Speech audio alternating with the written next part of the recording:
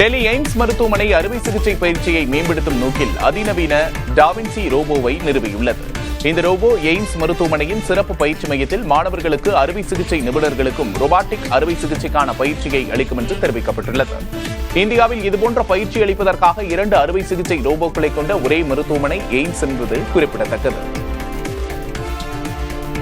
அன்பு கரங்கள் திட்டம் இன்று தொடங்கப்படுகிறது. பெற்றோரை இழந்த குழந்தைகளை அரவணைத்து தொடர்ந்து பாதுகாத்திடும் வகையில் அக்குழந்தைகள் 18 வயது வரையிலான பள்ளி படிப்பு முடியும் வரை இடைநிற்றல் இன்றி கல்வியை தொடர மாதம் 2000 ரூபாய் உதவித்தொகை வழங்கிடும் திட்டம்தான் அன்பு கரங்கள். இதனை முதலமைச்சர் மு.க.ஸ்டாலின் சென்னையில் இன்று தொடங்கி வைத்து குழந்தைகளுக்கு உதவித்தொகையினை வழங்குகிறார்.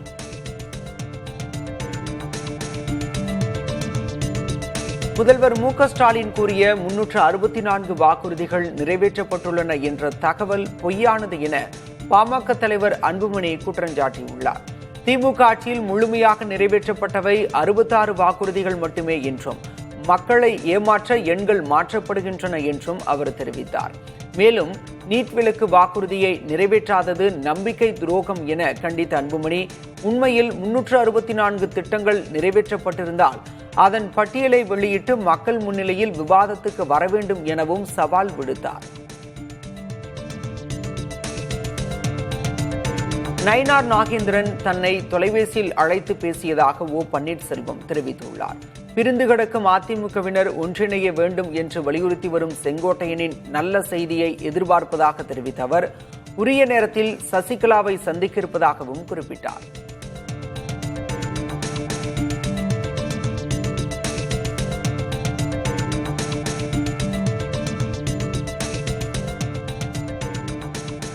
கோவையில் நடைபெற்ற நாம் தமிழர் கட்சியின் பொதுக்கூட்டத்தில் அம்மாவட்டத்தில் உள்ள 6 சட்டமன்ற தொகுதிகளுக்கான வேட்பாளர்களை சீமான் அறிவித்தார். அதில் கோவை தெற்கில் பேரறிவாளன், கவுண்டம்பாளையத்தில் கலாமணி, சிங்காநல்லூரில் நேரு, வால்பாறையில் உமாதேவி, மேட்டுப்பாளையத்தில் கோபாலகிருஷ்ணன், தொண்டாமுத்தூரில் ரஜிபூர் நிஷா ஆகியோர் அறிவிக்கப்பட்டுள்ளனர். 6 வேட்பாளர்களையும் மேடையில் ஏற்றி அறிமுகம் செய்து வைத்தார் சீமான்.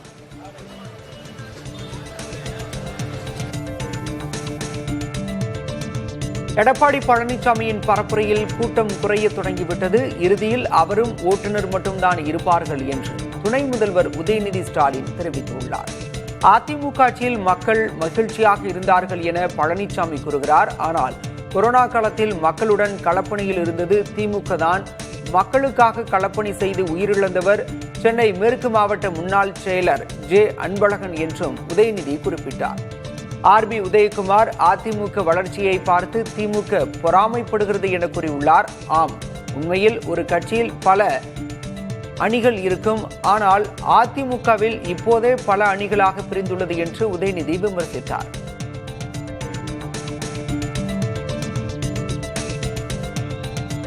பாமக நிறுவனர் ராமதாஸின் மகள் காந்திமதி ஒற்றை தலைமையை ஏற்போம் என அக்கட்சி தொண்டர்களுக்கு அழைப்பு விடுத்துள்ளார்.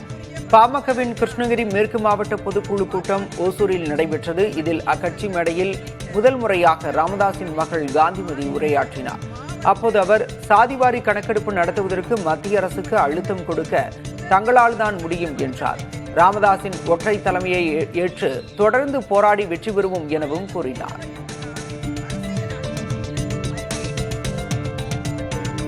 பிரசித்தி பெற்ற தஞ்சை புன்னைநல்லூர் மாரியம்மன் கோயிலில் ஆவணி பெருவிழாவின் தேரோட்டம் 8 ஆண்டுகளுக்கு பிறகு கோலாகலமாக நடைபெற்றது.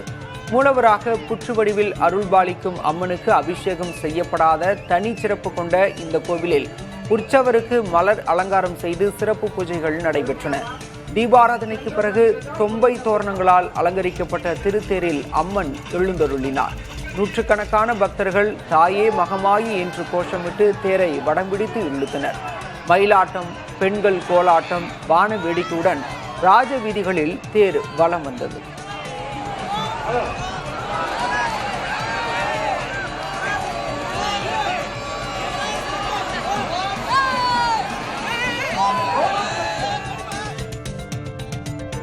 நாகை அருகே அக்கரைப்பேட்டை முத்துமாரியம்மன் கோயில் ஆவணி பிரம்மோற்சவத்தின் முக்கிய வைபவமாக செடில் உற்சவம் நடைபெற்றது. இதையொட்டி பக்தர்கள் செடில் மரத்தில் தங்கள் குழந்தைகளை ஏற்றி வேண்டுதலை நிறைவேற்றினர். மேலும் அமைச்சர் அன்பில் மகேஷ் கோயிலில் வழிபாடு செய்து செடில் உற்சவத்தை பார்வையிட்டார்.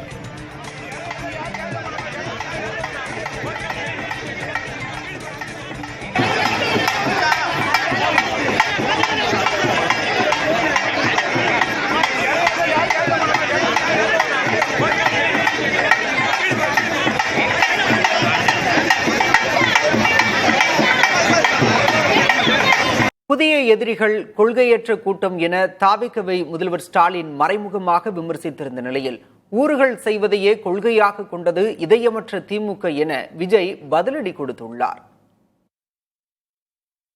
கரூரில் வரும் 17ஆம் தேதி நடைபெறவுள்ள திமுக முப்பெரும் விழா தொடர்பாக தொண்டர்களுக்கு கடிதம் எழுதிய மு.க.ஸ்டாலின் பழைய எதிரிகள் புதிய எதிரிகள் என எந்த கொம்பனாலும் திமுக எனும் கொள்கை உறுதிமிக்க எஃகு கோட்டையை தொட்டுக்கூட பார்க்க முடியாது என்று கூறியிருந்தார். மேலும் கொள்கை இல்லாத கூட்டத்தை சேர்த்து கூக்குரல் கும்மாளம் போட்டு பொதுமக்களுக்கு இடையூறு செய்யும் இயக்கமல்ல திமுக என்று கூறியும் தமிழக வெற்றி கழகத்தை மறைமுகமாக தாக்கியிருந்தார். இதற்கு பதிலடி கொடுக்கும் விதமாக அறிக்கை வெளியிட்டுள்ள தவிக தலைவர் விஜய் முப்பெரும் விழா கடிதம் மூலம் கதறலை வெளிப்படுத்தியுள்ளதாகவும் புதிய எதிரிகள் என குறிப்பிட்டு விரக்தியையும் வெறுப்பையையும் கக்கியுள்ளார்கள் எனவும் முதல்வர் மு.க.ஸ்டாலினை மறைமுகமாக விமர்சித்துள்ளார். மேலும் வெளியே கொள்கை என்று பேசி உள்ளுக்குள் பாஜகவுடன் உறவாடுவதும் மக்களை ஏமாற்றி கொள்ளையடிப்பதும் யார் என்று தமிழக மக்களுக்கு தெரியாதா என்ன என்றும் விஜய் எதிர்கேள்வி எழுப்பியுள்ளார். விஜயின் அரசியல் வருகையால் திமுகவின் வாக்கு வங்கி குறைகிறது என தமிழ்நாடு பாஜக தலைவர் நயினார் நாகேந்திரன் தெரிவித்துள்ளார். மதுரையில் செய்தியாளர்களிடம் பேசிய அவர் இவ்வாறு கூறினார். தமிழ்நாட்டு தலைகுனிரோ இல்லையா, தமிழ்நாட்டு மக்கள் எல்லாம் இப்ப ரொம்ப தலைகுனிவா தான் இருக்கிறாங்க. இப்படி ஒரு ஆட்சி இருக்கு அப்படின்னு அது உங்களுக்கும் தெரியும். இன்னைக்கு நாட்டில் தேர்தல் 2026 தேர்தல் வந்தா நிச்சயமாக அதன் பிறகு மக்கள் தலை நிமிர்ந்து நிற்பார்கள். எங்களுடைய வாக்கு வங்கி கூடிக்கிட்டே இருக்கு. எங்களுடைய வாக்கு வங்கி கூடிக்கிட்டே இருக்கு. திமுகவுடைய வாக்கு வங்கி குறைந்துகிட்டே இருக்கிறோம். திமுக ஆட்சியில் முழுமையாக நிறைவேற்றப்பட்டவை 66 வாக்குறுதிகள் மட்டுமே என்றும் மக்களை ஏமாற்ற எண்கள் மாற்றப்படுகின்றன என்றும் அன்புமணி விமர்சித்துள்ளார். மேலும் நீட் விலக்கு வாக்குறுதியை நிறைவேற்றாதது நம்பிக்கை துரோகம் என்று கண்டித்த அன்புமணி உண்மையில் 364 திட்டங்கள் நிறைவேற்றப்பட்டிருந்தால் அதன் பட்டியலை வெளியிட்டு மக்கள் முன்னிலையில் விவாதத்துக்கு வர வேண்டும் என்று சவால் விடுத்தார். அதிமுக முன்னாள் அமைச்சர் செங்கோட்டையனை தொடர்ந்து நாளை மறுநாள் அக்கட்சியின் பொதுச் செயலர் பழனிசாமி டெல்லி செல்கிறார். வரும் 17 மற்றும் 18ஆம் தேதிகளில் தருமபுரி மாவட்டத்தில் பழனிசாமி சுற்றுப்பயணம் மேற்கொள்ள இருந்தார். அதனை வரும் 28 மற்றும் 29ஆம் தேதிகளில் மாற்றம் செய்துள்ளதாக அதிமுக அறிக்கை வெளியிட்டுள்ளது. செங்கோட்டையன் விதித்த கெடு இன்றுடன் முடிவடையும் சூழலில் பழனிசாமி செப்டம்பர் 16ஆம் தேதி டெல்லி செல்வதாக தெரிகிறது. டெல்லியில் மத்திய உள்துறை அமைச்சர் அமித்ஷாவை அதிமுக பொதுச் செயலர் பழனிசாமி சந்திக்க உள்ளதாக பாஜக மாநில தலைவர் நயினார் நாகேந்திரன் தெரிவித்துள்ளார். கூட்டணி கட்சி தலைவர் என்ற முறையில் இந்த சந்திப்பு நடைபெறவுள்ளதாகவும் அவர் கூறினார். முன்னதாக பழனிசாமி டெல்லி செல்லும் வகையில் அவர் மேற்கொண்டுள்ள பரப்புரை பயண திட்டத்தில் மாற்றம் செய்யப்பட்டிருக்கிறது. தற்போதைக்கு டெல்லி செல்லும் திட்டம் எதுவும் இல்லை என முன்னாள் முதல்வர் ஓ பன்னீர்செல்வம் தெரிவித்துள்ளார். டெல்லியில் மத்திய உள்துறை அமைச்சர் அமித்ஷாவை சந்திப்பீர்களா என்ற கேள்விக்கு அவர் இவ்வாறு பதிலளித்தார். விஜயுடன் கூட்டணியா என்ற செய்தியாளர்களின் கேள்விக்கு அவர் எதிர்காலத்தில் எதுவும் நடக்கலாம் என்றார். விஜய் மட்டுமல்ல, அஜித், ரஜினி, நயன்தாரா என யார் வந்தாலும் அவர்களை பார்க்க கூட்டம் வரும் என்று சீமான் கூறியுள்ளார். கூட்டத்தை பார்க்கக்கூடாது, கொள்கையைத்தான் பார்க்க வேண்டும் என்றும் அவர் தெரிவித்துள்ளார். கொள்கை இல்லாத கூட்டம் வீணாகத்தான் போகும் என்றும் அவர் சாடியுள்ளார். தமிழகத்தில் விஜய் தலைமையில் ஒரு கூட்டணி உருவாகும் என அமமுக பொதுச் செயலர் டிடிவி தினகரன் தெரிவித்துள்ளார். விஜய் பரப்புரையை தொலைக்காட்சியில் பார்த்ததாகவும் விஜய் பிரச்சாரத்தில் இளைஞர்கள் இளம்பெண்கள் இருந்ததாகவும் தினகரன் கூறினார். விஜய், சீமான், திமுக, என்டிஏ என 4 கூட்டணிகள் சட்டமன்ற தேர்தலில் போட்டியிடும் என்றார். ஓசூரை தலைமையிடமாக கொண்டு தனி மாவட்டம் உருவாக்க வேண்டும் என்று தமிழக அரசுக்கு பாமக நிறுவனர் ராமதாஸ் வலியுறுத்தியுள்ளார். கிருஷ்ணகிரி மேற்கு மாவட்ட பாமக பொதுக்குழுவில் உரையாற்றிய அவர் ஓசூரில் விமான நிலையம் அமைக்கும் பணியை விரைவுபடுத்த வேண்டும் என்றும் ஓசூர் பெங்களூரு இடையே மெட்ரோ ரயில் சேவையை தொடங்க கர்நாடக அரசுக்கு தமிழக அரசு அழுத்தம் கொடுக்க வேண்டும் என்றும் தீர்மானம் நிறைவேற்றப்பட்டுள்ளதை சுட்டிக்காட்டினார். கேரள மாநிலம் பம்பையில் வரும் 20ஆம் தேதி சர்வதேச ஐயப்ப சங்கமம் நிகழ்ச்சி நடைபெறவுள்ள நிலையில் இதில் உலகெங்கும் இருந்தும் 3000 பக்தர்கள் பங்கேற்க உள்ளதாக அம்மாநில அரசு தெரிவித்துள்ளது. இவ்விழாவை முதல்வர் பினராயி விஜயன் தொடங்கி வைக்க உள்ளார். திருவிதாங்கூர் தேவசம் வாரியத்தின் 70வது ஆண்டை முன்னிட்டு இவ்விழாவிற்கு ஏற்பாடுகள் செய்யப்பட்டுள்ளன. ஈரோடு பீகார் இடையே அம்ரித் பாரத் என்ற பெயரில் புதிய ரயில் அறிமுகப்படுத்தப்படுகிறது. ஈரோடு பீகார் மாநிலம் ஜோக்பனி இடையே செல்லும் இந்த ரயில் 3129 கிலோமீட்டர் தொலைவை 63 மணி நேரம் 50 நிமிடங்களில் கடக்கும். இந்த ரயில் சேலம், ஜோலார்பேட்டை, காட்பாடி, அரக்கோணம், பெரம்பூர் வழியாக பீகாரின் ஜோக்பனி செல்லும். ஆந்திர மாநிலம் திருப்பதியில் அமையவுள்ள புதிய பேருந்து நிலையம் அதிநவீன வசதிகளுடன் கூடியதாக இருக்க வேண்டும் என அம்மாநில முதல்வர் சந்திரபாபு நாயுடு அறிவுறுத்தியுள்ளார். நாள் ஒன்றுக்கு 1 லட்சம் பேரை கையாளக்கூடியதாக பேருந்து நிலையம் இருக்க வேண்டும் எனவும் அதில் ஹெலிபேட், வணிக வளாகங்கள் உள்ளிட்டவை இடம்பெற்றிருக்க வேண்டும் எனவும் அவர் உத்தரவிட்டுள்ளார். சுமார் 13 ஏக்கர் பரப்பளவில் இந்த புதிய பேருந்து நிலையம் அமைய உள்ளது. உலகின் முன்னணி 20 வங்கிகளில் இந்தியாவைச் சேர்ந்த 2 வங்கிகளை இடம்பெறச் செய்ய மத்திய அரசு இலக்கு நிர்ணயித்துள்ளது. வளர்ந்த பாரதம் 2047 இலக்கில் ஒன்றாக இந்த முயற்சியில் மத்திய அரசு களமிறங்கியுள்ளது. வங்கிகளின் ஊழியர்களுக்கு திறன் வளர்ப்பு, சைபர் பாதுகாப்பு உள்ளிட்டவைகள் குறித்து நிதி சேவைகள் துறையில் நடந்த மாநாட்டில் விவாதிக்கப்பட்டது. இவ்வாறு அதில் தெரிவிக்கப்பட்டுள்ளது. உலகளவில் சொத்து மதிப்பு பட்டியலில் SBI 43வது இடத்திலும் HDFC வங்கி 73வது இடத்திலும் உள்ளன. நேபாளத்தில் போராட்டத்தின் போது வன்முறையில் ஈடுபட்டு அரசு மற்றும் தனியார் சொத்துக்களை சேதப்படுத்தியவர்கள் மீது சட்ட நடவடிக்கை எடுக்கப்படும் என புதிய பிரதமர் சுஷிலா கார்கே தெரிவித்துள்ளார். போராட்டத்தின் போது கொல்லப்பட்டவர்கள் தியாகிகளாக அறிவிக்கப்பட்டு 10 லட்சம் ரூபாய் நிவாரணமாக அவர்கள் குடும்பத்திற்கு வழங்கப்படும் என்றும் தெரிவித்தார்.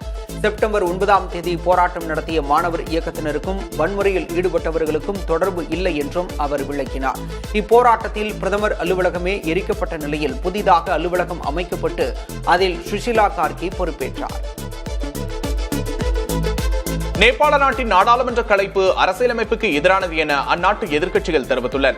நேபாளத்தில் இடைக்கால பிரதமர் சுஷிலா கார்கே தலைமையில் நடைபெற்ற அமைச்சரவைக் கூட்டத்தில் நாடாளுமன்றத்தை கலைக்க பரிந்துரை செய்யப்பட்டது. இதற்கு ஜனாதிபதி ராம்சந்திர பௌடேல் ஒப்புதல் அளித்துள்ளார். இந்நிலையில் நாடாளுமன்றத்தை கலைக்கும் இடைக்கால பிரதமரின் செயல் அரசியலமைப்புக்கு விரோதமானது என்று வழக்கறிஞர் சங்கம் மற்றும் நேபாளி காங்கிரஸ் உள்ளிட்ட முக்கிய கட்சிகள் கண்டனம் தெரிவித்துள்ளன. இளைஞர்கள் போராட்டத்தால் நேபாள நீதித்துறையின் முக்கியமான ஆவணங்கள் சேதமடைந்துள்ளதாக உச்சநீதிமன்றம் கவலை தெரிவித்துள்ளது. நேபாள அரசுக்கு எதிராக ஜென்சி குழுவினர் நடத்திய போராட்டத்தில் நீதிமன்ற கட்டடங்கள் தீ வைத்து எரிக்கப்பட்டன. இந்நிலையில் எந்த சூழ்நிலையிலும் நீதி வழங்குவதில் உறுதியாக இருக்கிறோம் என தலைமை நீதிபதி பிரகாஷ்மன் சிங் ரவுத் தெரிவித்துள்ளார். போராட்டங்களால் பாதிக்கப்பட்ட மக்களுக்கு நீதி வழங்குவதற்காக விரைவில் நீதிமன்ற பணிகளை மீண்டும் தொடங்க உறுதி பூண்டுள்ளதாகவும் அவர் தெரிவித்துள்ளார். பெலாரஸ் நாட்டுடன் இணைந்து ரஷ்ய படைகள் தீவிர போர் பயிற்சி மேற்கொண்டு வருகின்றன. அதிநவீன போர் விமானங்கள், ஏவுகணைகள், கப்பல்களை கொண்டு இந்த பயிற்சி நடைபெற்று வருகிறது. இதில் ஒலியை விட வேகமாக பறக்கக்கூடிய ஏவுகணைகளையும் ஏவி ரஷ்யா சோதித்துள்ளது. ரஷ்யா, பெலாரஸ் நாடுகளின் இந்த பயிற்சி தங்களை தாக்குவதற்கான ஒத்திகை என்று ஐரோப்பிய நாடுகள் அஞ்சுகின்றன. ரஷ்யாவிற்கு மேற்கு பகுதியில் ஐரோப்பா உள்ள நிலையில் இப்பயிற்சிக்கு மேற்கு என்று பொருள் கொண்ட ஜேபட் என்ற ரஷ்ய பெயரை வைக்கப்பட்டுள்ளது சந்தேகங்களை அதிகரித்துள்ளது. கத்தார் மீது இஸ்ரேல் தாக்குதல் நடத்தியது குறித்து விவாதிக்க அரபு மற்றும் இஸ்லாமிய நாடுகளின் அவசர கூட்டம் தோஹாவில் நடைபெறவுள்ளது. இஸ்ரேலின் தாக்குதலுக்கு அரபு மற்றும் இஸ்லாமிய நாடுகள் ஒரே குரலில் எதிர்ப்பு தெரிவிக்கும் வகையில் இக்கூட்டம் அமையும். மேலும் இஸ்ரேலின் தாக்குதலில் இருந்து கத்தாருக்கு பாதுகாப்பு அளிக்க அமெரிக்காவை வலியுறுத்துவது குறித்தும் இதில் பேசப்படும் என்று தெரிகிறது. ஹமாஸ் கிளர்ச்சி குழுவினரை வேட்டையாடி வரும் இஸ்ரேல் அதன் ஒரு பகுதியாக கத்தார் மீது எதிர்பாராத தாக்குதல் நடத்தியிருந்தது. காங்கோவின் வடமேற்கு பகுதியில் நடைபெற்ற 2 படகு விபத்துகளில் 193 பேர் உயிரிழந்ததாக அரசு அதிகாரிகள் தெரிவித்துள்ளனர். கடந்த புதன்கிழமை ஒரு படகு கவிழ்ந்ததில் 86 பேர் இறந்தனர். இதில் பெரும்பாலானோர் மாணவர்கள். வியாழக்கிழமை அன்று மற்றொரு படகு தீப்பிடித்து கவிழ்ந்தது. இதில் கிட்டத்தட்ட 500 பயணிகள் இருந்தனர். இதுவரை 209 பேர் மீட்கப்பட்டுள்ளனர். அரசு ஊடகங்களின் தகவலின்படி அளவுக்கு அதிகமாக ஆட்களை ஏற்றியது மற்றும் இரவு பயணம் ஆகியவையே விபத்துகளுக்கு காரணமாக கூறப்படுகிறது. ஆன்லைன் சூதாட்ட செயலி வழக்கில் பாலிவுட் நடிகை ஊர்வசி ரவுடேலாவுக்கு அமலாக்கத்துறை சம்மன் அனுப்பியுள்ளது. அதில் செப்டம்பர் 16ஆம் தேதி டெல்லியில் உள்ள அமலாக்கத்துறை தலைமை அலுவலகத்தில் ஆஜராகுமாறு கூறப்பட்டுள்ளது. முன்னதாக திரிணாமுல் காங்கிரஸ் MP மிமி சக்கரவர்த்தி செப்டம்பர் 15ஆம் தேதி ஆஜராக அமலாக்கத்துறை சம்மன் அனுப்பியது.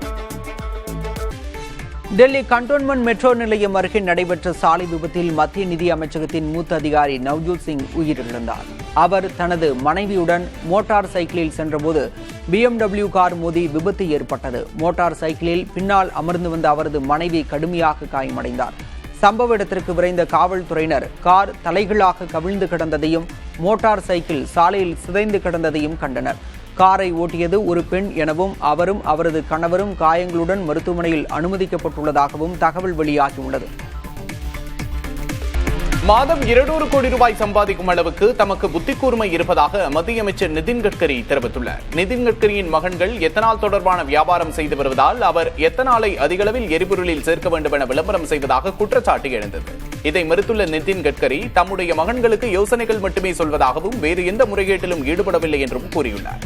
தமக்கு பணப்பற்றாக்குறை இல்லை என்றும் நிதின் கட்கரி குறிப்பிட்டுள்ளார்.